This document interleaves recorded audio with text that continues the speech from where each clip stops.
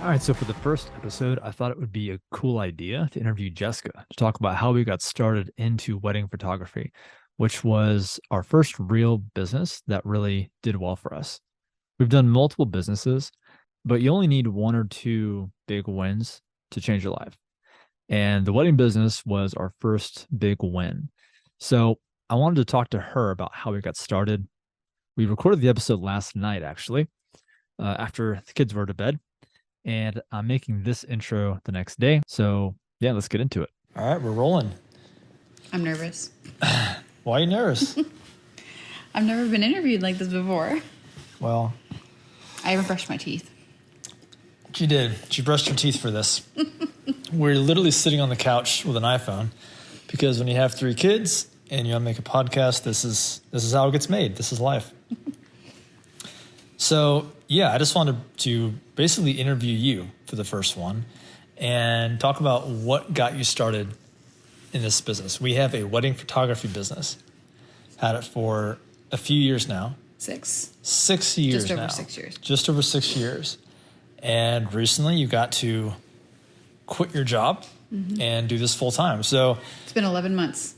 11 months It's of that. almost been a full year. that Yeah. I've not been working a 9 to 5. Yeah, so I thought the first episode would be a good thing to just go back and review that. What got you started? It was your idea to do that. So I know we both worked 9 to 5 for the same company, mind you. And we kind of had the realization that like we weren't really thrilled with our 9 to 5s. And we just had our daughter. She I was wasn't. going to say, having kids changed that. Yeah, so walk me through that. So it's kind of a funny story because I remember this very vividly. When we first got pregnant with our first child. I had maternity photos taken, and I got the photos back. And the first thing, there was two things that crossed my mind. The first thing was I could take better pictures with my cell phone, and the second thing was they were all watermarked. So Really? I was disappointed with that. Now, mind you, it's not like I paid a whole lot of money. It is very true what they say. You get what you paid for. But like, that was kind of my first, like, if she's making money doing this and I felt like I could take better pictures with my cell phone, why can't I make money doing this? Really? I forgot about that. Yes.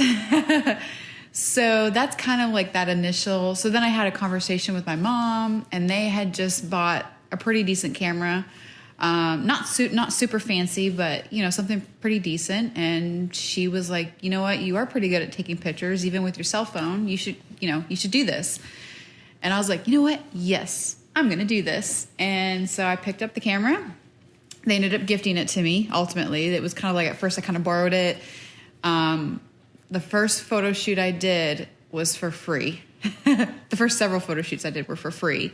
Because I really had no idea what I was doing. I was shooting in auto mode, had no idea what manual mode was yet, but the best way to learn is by doing. And so I was like, I'm just going to do this. And if I offer it for free, nobody can complain. So that's kind of how I started. And I legitimately don't remember a lot of this. So what did you pay for those maternity photos? I think it was like $75 for like an hour. So it wasn't, it wasn't cheap, but it wasn't super expensive. And like, what was your timeline from deciding, oh, I could do this, to actually like doing it? So it was short because I was pregnant. So it was probably just a few months because it was after we had our first child. So I didn't do it before then because I was pregnant. I was like full blown pregnant because I had the maternity photos at 36 weeks. You were all the way pregnant. Yeah, I was all the way pregnant. So our daughter was born January. I don't remember how quickly I got started. All I know is that by October I had booked my first wedding. Your first shoots, what were they? They were family shoots, right? Family. They were kids, actually. Yes. They were kids? Yes. Of a friend of mine. Because I was like, let's do free photos. And that's the thing about friends. They're so amazing. And she was like, you know what? You can shoot my kids for me. I want some pictures of my kids. It's for free. Let's do this. Shoot photos of the kids. I mean, Yes. Yes, shoot pictures of the kids. Although some parents might say, Yeah. you can shoot my kids. So, all right, I remember your mom giving you the camera and saying, Yeah. hey, you'd probably be good at this. Yes. And then, like, did you know right then you wanted to go into weddings, or what was your... No, because weddings are so intimidating. Like, it was initially just doing pictures and stuff. And again, I have to credit my mom because they were basically like, you should try weddings. That's where the money's at. Like, you can do photo shoots here and there, make a couple $100, but weddings, that's where you make, that's where, not saying you can't quit your job doing family photos and maternity shoots and newborns, but Yeah. weddings is where it's at. See, that's so funny because I don't remember you going through the whole, the kids shoots. Did you... I mean, obviously you told me about it, but like, what was my reaction to you saying you wanted to be a photographer? You're always super supportive of me, and I love that about you. But I think it's just a typical reaction. You know, anytime anybody wants to start a business, people are like, "Oh, okay, okay." Pat you on the head. Okay, good girl. You got a sport. you go ahead and do that. Yeah. Yeah. And then, yeah. And so I did several. My first, I won't lie, I did a beach photo shoot. I don't remember if you remember, for some friends. No. Yeah. So for some very close friends, we were at the beach. Oh, Did some- yes. Not naming names, but we did some beach photo shoots. Well, we can name names. Not a big deal. And I edited them because, again, editing is probably even more so than taking the pictures. Editing is probably the biggest part. So I edited them and delivered them back. That's right. And it was awful. Yeah. The response was, "Is this me?" Yeah. Because it was over edited. One of the friends she shot at the time ended up being our associate photographer. Yes. Years down the road, but that time I remember she said, "Is that me?" I over edited like the face and the facial features and Yeah. anyways, it was awful. But obviously you stuck with it and got a lot better. I didn't let that hold me back. I wasn't like, "Oh, I give up because my editing sucks." That's key, because that probably didn't feel good to the ego, right? Did you ever No. think like maybe this wasn't the thing for you, or you know, did you ever have any kind of that imposter syndrome? I definitely had the imposter syndrome. I didn't have the whole where I'm done. I'm not doing this anymore. I haven't had that, knock on wood, thankfully.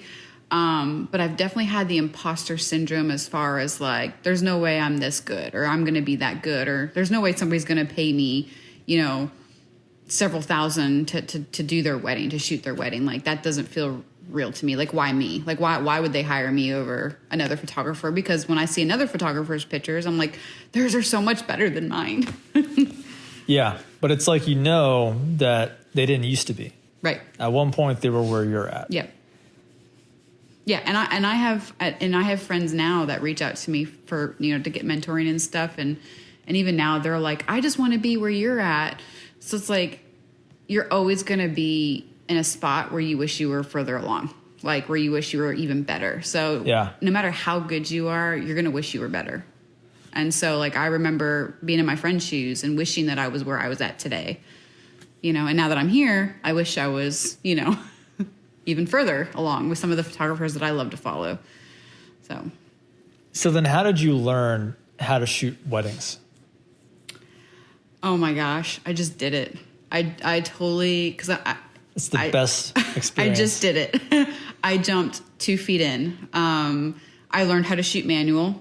That was the first thing. Now, my first wedding, I literally flipped between manual mode and auto because I was terrified that I wasn't doing it correctly in manual mode. So I did kind of flip flop those settings. Did you charge for that first wedding? I did. My first wedding I did not do for free. I did a 6-hour wedding for $400. Oh, it was $400. $400. It might have been $500. I can't remember. It was. You were profitable though, your first wedding. I made money. Yes. My first wedding. It was 6 hours. I did it by myself. It was a learning. That wedding was the best learning experience for me, for sure. Your first wedding you'll never forget. How was it a good experience for you? Well, it was a small wedding. It was private. I learned some things to do and not to do. I'm trying to think. Gosh, it's been 6 years, so And we've done a lot of weddings since then. But it was just because it's your first. Like, you don't forget your first of anything. That's right. That's funny. So, yeah. So how long was that after like you say, I'm going to be a photographer to shooting your first wedding? Was that like a month, 2 months? It was probably, I'm going to say 6 months or less. I can't remember exactly. I don't remember the exact time. But I built my portfolio first as far as like, I need to at least take pictures. Yeah. Like if I don't have pictures, I can't do wedding. And then I advertised on Facebook on all the local like buy and sell groups. And I created like a little flyer using Canva of some of my family photos that I've taken and offered, a full day's wedding for less than $500. You just posted in the free groups. I did. I posted in the free group, so I didn't even pay for advertising. How many groups did you post in, roughly? All of them. All of them, yeah. All the Facebook groups. I don't even know how many. But that's a good tip for local photographers just starting out. There's a lot of free Facebook groups where you can post business stuff like that and get your first bookings pretty easily. Mm-hmm. Yeah, so it was just like your city buy and sell, or your city and, there's a barter site. I actually bartered one time. I don't know if you know this. No. What did you barter? I bartered a maternity photo shoot to get my hair done for free. So Really? I did maternity photos for this lady's daughter, and in return, she highlighted my hair and cut my hair and dyed my hair all for free. Huh. This is way back in the beginning. Whose idea was it to do the hair thing versus money? Well, because I posted in a barter site. Oh. Yeah. Oh. And she reached out and she said, hey, if I'm a hairstylist, if you're interested, my daughter needs some maternity photos. Oh, wow. And me, I'm like, I need to build my portfolio. And although Yeah. that's not money, it was still I need my hair done too. So, Yeah. Well, you knew, though, that you needed experience. You needed a portfolio, first and foremost. Yes. You weren't going to get weddings until you had exactly those things. Mm-hmm. Yeah. Yep. So Gotcha. I think that's a huge business lesson is like speed is the most important thing in business, right? Speed to fail, speed to success. Just get in motion and that's what keeps people hold back because people don't want to fail. But the quicker you fail, the quicker you learn. The quicker you learn, the quicker you succeed. So I'm a big fan of that, doing things fast with speed when it comes to business. So you didn't make a website first, right? No. You got the camera, you I learned how to use it, you've got some free shoots. I actually, to learn manual, I would actually practice with my daughter's Mickey Mouse Clubhouse figures. I would put them on the counter. Ah, yeah. And I would play with my settings. Like little people, yeah. But like little people, yeah. But my first wedding, it was less than 12 months for sure because I had my daughter in January. So I want to say give it a couple of months. So probably sometime March, April, May-ish is probably when I started doing pictures. What was the feedback from that first wedding you got? Well, so overall it was good. One of the lessons that I had learned is to not deliver raw images. It was my first wedding, delivered the images. She loved them. She wanted more. And editing's a huge part of the process. And she said, I just want the raw images. And me being a newbie said, sure. Well, your raw images are nothing like your edited images. Yeah. And I shouldn't admit this, but she was basically disappointed in the raw images, which is funny because what I delivered, she was completely happy with. That's what raw means. They don't look good. They don't look good. They're not supposed to. That's what the whole editing process is for. Yeah. So that was one of the lessons I learned from that first wedding is I will never deliver my raw images. Huh. See, I wouldn't care about that. Like, I'd deliver raw images. If they don't like them, like, cool. It's like a painter delivering like a blank canvas. I'm just curious to know, like, what did they expect with raw images? Like, the lighting is going to be terrible, Right. And that was her, not complaint. She knew I was brand new in wedding photography. So that's the biggest thing too, obviously. The first wedding I booked, I was very forward. Never done wedding photography. Yeah. and was very upfront with her. She was totally okay with it. It was a wedding on a budget in a backyard, and it was cute. Don't get me wrong. It was Those are actually the best, It was yeah. a cute backyard wedding. But yeah, and she gave me some feedback on the images, specifically the reception. The reception was outdoors. It was nighttime. Again, I'm a brand new wedding photographer. I don't know Yeah. anything about, flash photography yet. And So when did you get like good feedback to where you're like, oh, I could really make something of this? oh my gosh, that's a good question. I'm trying to think back. I don't even. It's funny. Like you remember the first man on the moon. You don't remember the second. I remember my first wedding. I don't remember my second wedding. Yeah. Well, it was a while ago, and you've done a lot of weddings since then. It's been a while. I don't think I had like this aha moment. I think what you've kind of said in our wedding guide for beginners is the market kind of dictates. Like I kept doing it, and of course, the more you do it, the better you get. Yeah. And I kept booking and booking and booking. So I'm like, I'm going to increase my prices because I Yeah. was searching local wedding photographers and seeing where my work was at versus where their work was at as far as quality. And then eventually I'm like, I feel like my work is just as good as theirs. So now my prices are basically, competitive with theirs. Yeah. And people, they hire me for that. So it's kind of a cool thing, I think. Going from $400 a wedding to, a couple $1,000s a wedding. Yeah, and what's cool is like I've seen you really progress year after year. Mm-hmm. Like I can honestly say like you're an amazing photographer. You're extremely good And I don't feel like at what you do.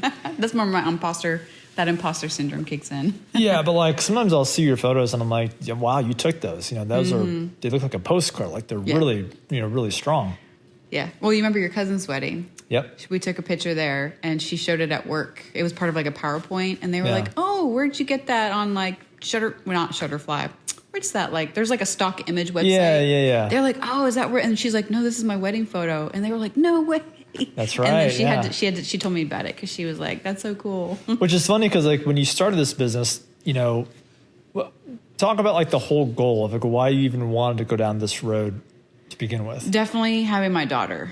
That changed my life because when I had her, it was I need to be at home more with her. She's not going to be this little forever. She's not going to be this young forever.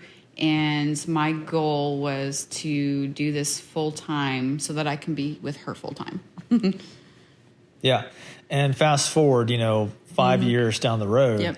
And we had worked pretty hard on those goals and we were able to actually make that a reality. Yeah, that include now we did videography for a little while. Yeah. When did we add that in? That was about 2 years ago. Is that it? Just 2 years? It's only been about 2 years. Yeah, not too long. Wow. So here's a story of how we added videography in. The business was starting to pick up, and we were having a conversation, and she and Jessica said, do you remember this? I don't know. I'm listening. Jessica said, I feel like I'm hearing this for the first time. We were talking, and she's like, things are going well, and if I can somehow incorporate, or if I could add videography, we could charge a lot more. We could like double our prices. And at the time, I was going through this entrepreneurial, shiny object syndrome, where I was trying to do like 10 things at once because I was just getting into wanting to make money myself. I wanted to leave my 9 to 5. And so I was looking for any way and every way I could to make some extra money. And I thought, I'll do it. And it's as easy as that. It really is. Like legit, that was it. From that day, like we got us a used camera off eBay for $500. Yep. Had it that week. That week, within 30 days, I was shooting my first wedding video. Now we did the first. I don't know how many weddings we did. The first one for free. The first one was free, yeah, because I wanted to get experience. Free is key. Free will get you the quickest bookings ever. And I thought I just wanted to hit the pavement fast and furious. Let's just rip the Band-Aid off. So I did my first wedding for free. It was awful. We needed a portfolio though. Yeah.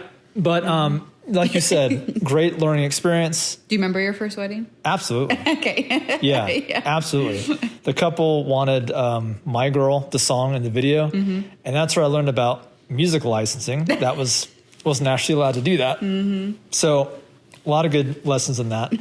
But now for a couple of years now, we've been rocking photo and video for weddings. Yeah. So we've been to a lot of weddings, brought on associate photographer. So it's been a little, we have two now we have two. Yeah. But for a long time, it was just the three of us going to weddings. And now 5 years into the making, you were last year able to quit your job. Yep. So talk about that. About quitting my job? Yeah. That was the best thing ever. I won't lie. I mean, who wants to work 9 to 5? I mean, you and I both worked for the same company, and it was a really, really large company. It was, one of those things where they're not going to miss me. Like, it's not like I didn't feel, I know I was valued to an extent, but there's just nothing like being your own business owner and doing your own thing and running things and doing things how you think is best for your business versus doing what somebody thinks is best for their business, and working for somebody else. So, it was amazing. So I quit. Literally my last day was December 31st of 2021. And I have not looked back. I don't regret it at all. We've even made some business improvements since then and some changes and, whatnot. But I felt really at peace with quitting, and moving forward, doing the photography stuff. And it's definitely been a huge blessing. It's been awesome. And, we've booked a lot of weddings this year, looking to book some more next year and, keeping that ball rolling. Yeah. So now you're able to, homeschool the kids and basically have a totally flexible life. That's amazing. I mean, it was with COVID, I definitely got a huge taste of the work from home life. And then they wanted us back in the office. And I was like, oh no, this doesn't work for me. Now that I've been at home and I can work from home and I can be with the kids more, going back to the office full time just wasn't an option. And I think the biggest thing for people is they settle. And I didn't want to settle for that. I wasn't okay with that. And so, rather than just being like, okay, I'll go back to the office, I was like, nope, we're going to make this happen. We're going to quit. I'm going to quit. We're going to do more weddings. We're going to, so yeah. Yeah. And we actually both quit our 9 to 5s really the same year. I quit to do freelancing, sales, and that went very, very well, which allowed Jessica to quit. But it's because of the photography business being what it was that really made us feel safe. I mean, we both quit our 9 to 5s the same year with 3 kids. That feels so unreal to say that. Yeah. Talk about imposter syndrome. I don't even know if it's a thing, but to look back and think, oh my gosh, we're so crazy for quitting our salaried jobs. And we made decent money. We weren't making, $12 an hour. We were making really good money. And looking back and thinking that you and I both, I don't even want to say gave it up, because I didn't feel like I was giving anything up, but that we both, wanted to do better for ourselves and better for our kids and better for our lives. It's funny to look back and think that we quit those jobs. Well, I mean, most people would think that's a pretty stupid thing to do.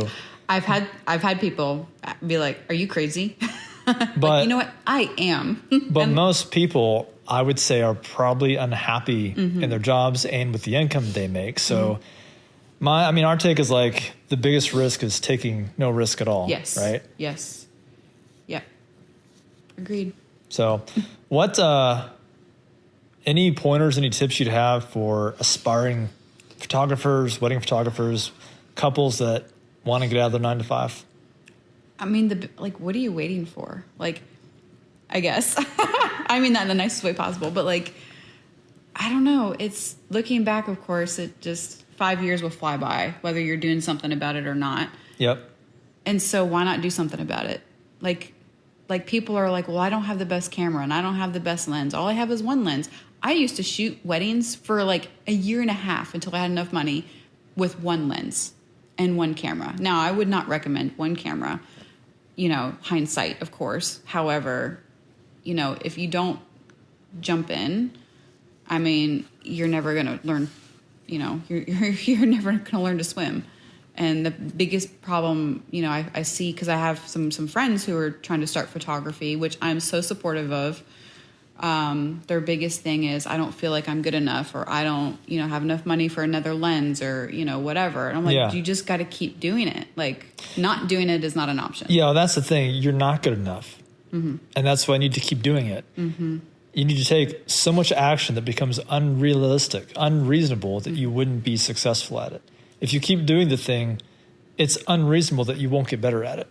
And I had a friend who did a family photo shoot, and she texted me because she had somebody wanting to pay her to do another family photo shoot.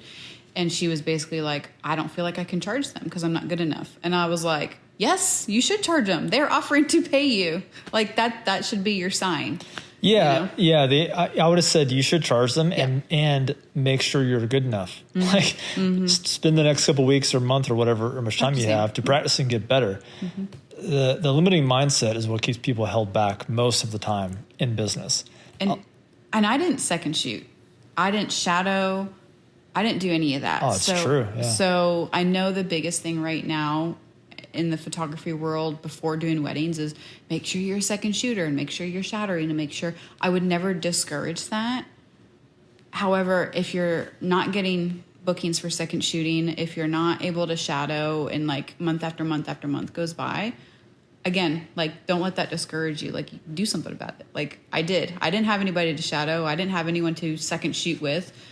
So, I was super clear with my first client, with first bride and groom, and they were okay with me being new to weddings, and they went ahead and booked me anyways. So you just got to go for it. Like, what do you have to lose? That's my biggest thing. Like the business concept, business principles, business costs, like photography is probably one of the lowest barriers to entry as far as starting a business when you think about it, like cost wise.